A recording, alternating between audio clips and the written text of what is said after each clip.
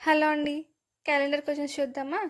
If 24th day of the non leap year is Monday, then what day is 100th day of the same year?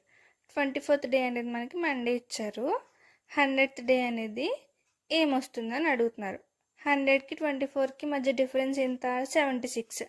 76ని divided by 7 చేస్తే మనకి 6 add days అనేవి వస్తున్నాయి. మండేకి plus 6 days కలిపితే Sunday వచ్చింది. 100th day అనేది మనకి Sunday.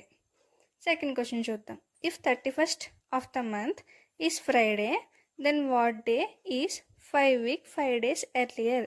31st day అనేది మనకి ఫ్రైడే వస్తే 5 weeks 5 days ముందు ఏ రోజు వచ్చింది అని అడుగుతున్నారు. ఇక్కడ 5 weeks అంటే కంప్లీట్ వీక్స్ కాబట్టి నో ఆడ్ డేస్. రిమైనింగ్ ఎన్ని ఉన్నాయి? 5 days ఉన్నాయి. ఇక్కడ ఎర్లియర్ అని ఇచ్చారు కాబట్టి మనం మైనస్ చేయాలి. ఫ్రైడేకి -5 days చేస్తే మనకి సండే వస్తుంది.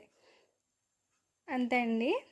ఈ వీడియో నచ్చితే లైక్ చేసి మన ఛానల్ని సబ్స్క్రైబ్ చేసుకోండి.